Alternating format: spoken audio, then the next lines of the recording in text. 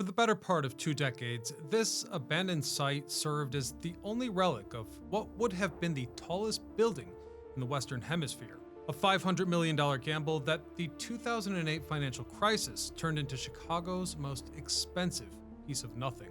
But here's the thing nobody talks about. The ground beneath and around that hole might be the single most historically significant patch of earth in the entire American Midwest. For every generation that touched it tried to build something bigger than the last. And the story of why reads like Chicago's biography. So how does a city that's reinvented itself more times than almost any other in the world end up with a hole at its most prized address? And what does that hole tell us about everything that came before it? Stay tuned to find out as we explore the history of Chicago's lakefront hole. I'm your host, Ryan Sokash, and you're watching It's History. To understand why this particular patch of ground matters so much, we have to go back, way back, to before there was a city called Chicago at all. The history of who founded Chicago is highly contested, if not controversial in modern times. But as it just so happens, everything started at the north bank of the Chicago River. Modern accounts reference this area as the site where a fur trader, Jean-Baptiste Point du Saubel, please correct my pronunciation in the comments if you wish, established the settlement that became Chicago in 1790, and there is some credence to that idea. For example, in 1779, a British colonel recorded de Saubel as living at the mouth of the river, whereas in 1790, the Hayward Journal recorded that supplies were bought from de Saubel's house. And perhaps most interesting is that in 1800, the de Saubel homestead was sold to another trader from Quebec, Jean Lalime, in the presence of witness John Kinsey for 6,000 lires. It's strange to consider that these guys were using a European currency, but many of the traders were from the French-Canadian territory, and French culture and language were still defining the area. The bill of sale included the physical structure, but not the land itself.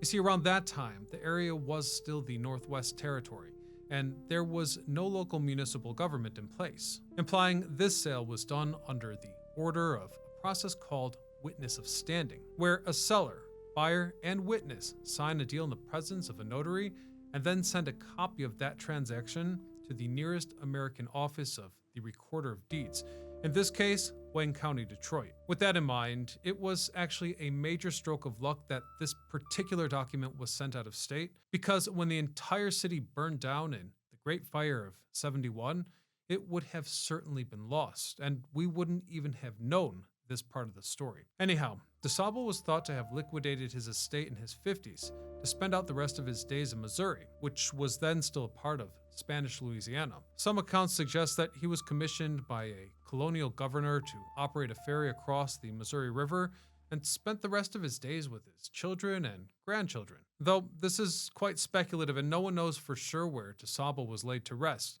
Some historians have even called the origin story largely fictitious. Still, one thing is for certain. At minimum, he was a part of the butterfly effect that became Chicago. In the meantime, the aforementioned John Kinsey was on the rise. He had political favor with local tribes since his skills as a silversmith were highly coveted by those communities. Furthermore, he was hell-bent on dominating the region's fur trade, and by 1804, he managed to acquire the deed to the trading estate near the mouth of the Chicago River from Jean Lalime. So to summarize, the settlement was started by de Saubel, bought by Jean, and then taken over by John. Many suspect there to have been shady aspects to this deal, though, since the two men had such a strained relationship that in the years to follow, Lime would shoot Kinsey in the shoulder, and in turn, Kinsey ended Lime's life by stabbing him. From that point forward, Americans have passionately debated who was the town's true founding father. Though for the purpose of this video, my point in discussing it really boils down to the fact that regardless of who started that settlement that became Chicago, the city's interests were always hyper-focused at the junction where the river met the lake, a place where canoe-based trade routes laid the path for the industrial-scale industries that would come a century later. By 1818, Illinois had become the 21st state in the Union, it had already enjoyed a healthy economic rise thanks to the natural waterways running deep throughout the interior plains, as far north as Hudson Bay and as far south as New Orleans. So, as the fur trade evolved into the movement of things like textiles, alcohol, and salt, a new powerful connection was made possible east via the Erie Canal. This accomplishment made Chicago the heart of the young country in many ways. So, when the railroads arrived, the city was primed. Business along the waterfront exploded. As we've discussed in previous videos, grain was the primary commodity, and as stock traders artificially manipulated prices by hoarding the supply, what many refer to as Chicago's first skyscrapers, grain silos, rose along the riverfront. To accommodate further growth, then Mayor William B. Ogden worked with his lawyer, Abraham Lincoln, to establish the Chicago Dock and Canal Company. That same year, the entire 40 acres of riverfront, including the area now known as DuSable Park, was acquired by the new company. By mid-century, they dug out the Ogden Slip to allow cargo ships to transfer freight directly to trains. By the turn of the century, rail lines ran on both sides of the waterway, with the Illinois Central Depot on the south and the Wells Depot to the north. And Chicago was also working on its appearance, as the area had been somewhat beautified for the World's Columbian Exposition, an event where the engineering marvel, known as the Chicago Harbor Lighthouse, was unveiled. And it should be noted that this was only the beginning. Chicago was planning a massive transformation. By now, the local elite had amassed unimaginable wealth and power, and so they were considering how to symbolically transform Chicago's image. Hence, the Commercial Club of Chicago commissioned Daniel Burnham and Edward Bennett to craft the Plan of Chicago. This document's key principles revolve around reorganizing the industrial harbor infrastructure, making the lakefront publicly accessible, and resolving the chaotic reality of rail yards and residential areas intertwined. In other words, these guys sought to create the New London, or New Vienna. The plan verges on being utopian. It depicts the area around the Ogden Slip as redesigned with ocean liner-sized slips, parks, and boulevards. Indeed, the new concept was radically different from the reality of train yards, smoke, and ship congestion, and many believed it wasn't possible. Although some aspects of this plans were realized in the years to follow, they couldn't pull everything off. Historic maps from 1920 suggest that the jetty near the Ogden Slip was still a gritty place. It had a motor coach line, and old aerial photos show a variety of industrial buildings on the land there. Meanwhile, the North Pier was the Q Terminal, a structure of almost incomprehensible scale for its time. This facility was 120 feet wide, 1,380 feet long, and 7 stories tall. It contained a total of 23 acres of floor space beneath a single roof, making it, at the time, the largest building of its kind in the world. And not unlike that old trading post DuSable established in the same area centuries prior, its genius laid in its physical position. Sitting at the junction of the Chicago River and Lake Michigan, this warehouse threaded the city's underground freight loops and surface lines simultaneously. What's more, the terminal was built at the precise point where the water and rail met. So, in practice, steamers arrived from Lake Michigan as trains pulled in from the prairie lands beyond. Both discharged their cargo directly into the building without interruption. With that, James A. Pugh had built more than a warehouse. He had built a system, one that reached from the farm fields to the consumer's door, eliminating every middleman in between. And although city planners had continued to beautify the lakefront with more regal features, such as the ballroom at Municipal Pier, now known as Navy Pier, they were still far from the vision that the Plan of Chicago had called for. Let's face it, the city wasn't pretty. You had freight trains rumbling through downtown, smokestacks polluting the waterfront, and ships clogging up every waterway in the area. And that was a problem, since the elite class wanted to present their home as a status symbol to the rest of the world. To do that, they needed culture. Though the irony here is priceless, since these were often the owners of the very same companies that blocked the plan's implementation. You see, there was one fact that they just couldn't avoid. For better or worse, Chicago, from its first documented settler, was economically centered on where the river met the lake. But as any Chicagoan now knows, that would not remain the case forever, and the vision of Daniel Burnham would be realized when two things aligned: the rise of trucking and later, gentrification. Merchandise Mart was built in 1930, and it absorbed the wholesale exhibition function entirely. With that, Pew Terminal was demoted to a pure warehousing role almost overnight. Its highest commercial purpose had already been stripped away before mid-century. Then, the state authorized a deep-water port at Lake Calumet, 20 miles south of the city center, effectively putting warehouses along the slip and along the riverfront out of business. At the same time, rail freight declined as trucking offered more flexibility and lower overhead. And since freight tracks were not desirable in the lens of the grand plan, the city itself pushed to accelerate this transition. So by the 1960s, the infrastructure had changed, and the Ogden Slip area, as well as the Inner Harbor, were caught in prolonged decline. The freight that had once justified infrastructure there was gone or on its way out.